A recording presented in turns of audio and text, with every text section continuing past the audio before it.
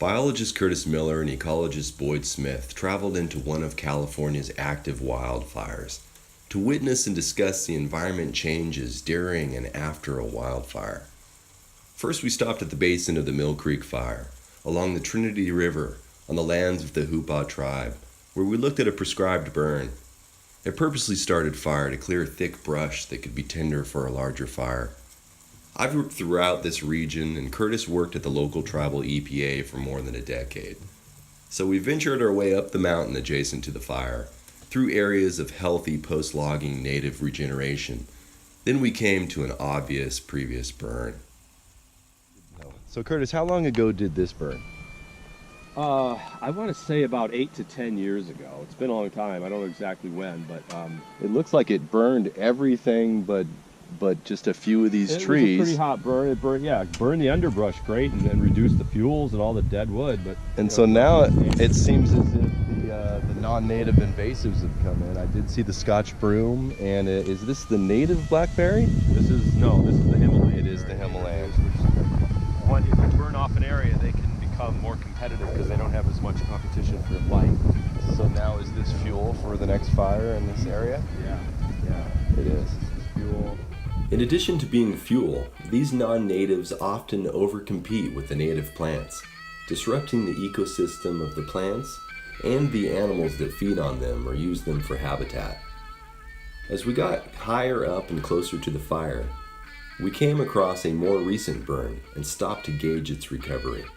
We're standing here in a burn that looks to be just pretty recent years. What would you say? I'd say 1 to 2 years last season, and yeah. What kind of burn was this in regards to types?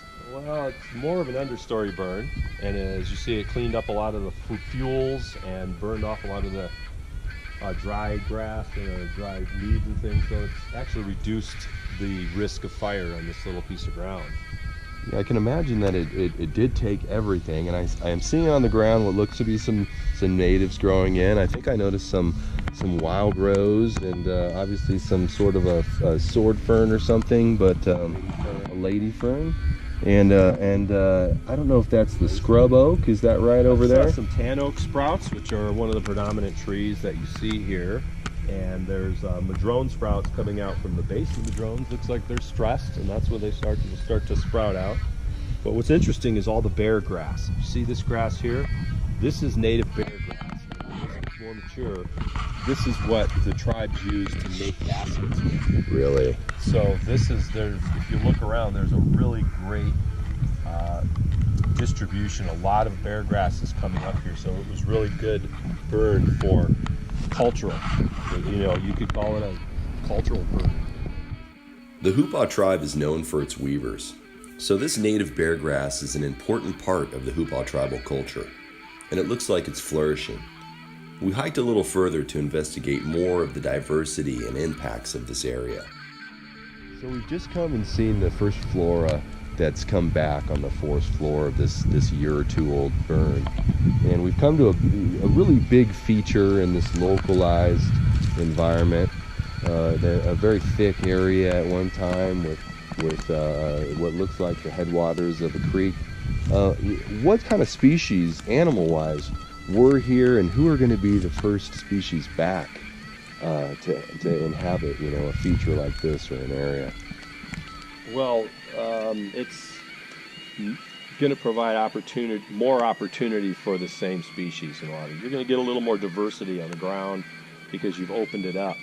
You might, there's more access to feed, like for deer and other critters. You have big burnt log here that now accelerated its decay, so the bears will be able to come in here sooner than later and tear this opening to get these termites, and then smaller critters will be able to get in there to get the termites even more. So it goes down to the that kind of level of change. And then the fact that we're in an area that this is the fire edge. The fire doesn't just burn in a line, right? It burns here, a little to there, and fades out until there's no burn. Well, that area creates a lot of opportunity for vegetation diversity. But we have seen a change. So now this area serves a different purpose. in this ecosystem you're suggesting, where once it was maybe cover, now it's a feeding ground. Well, this is a primary forest landscape. So any burned over area, small opening, especially openings that have this much kind of diversity, structural and vegetation diversity that happens, it's a benefit. It's like the opposite of patches of trees out in the savanna. They create a flourishing habitat. So this is in a forest landscape, little openings create flourishing This is habitat. a new oasis. This is a new oasis. We drove on and we discussed what we saw along the way. So we're looking at the burn, and it seems as if all of the undergrowth of this Mill Creek, Norton Creek fire has been burned. So in the steeper graded sections, what are we to expect this winter when we have heavy rains?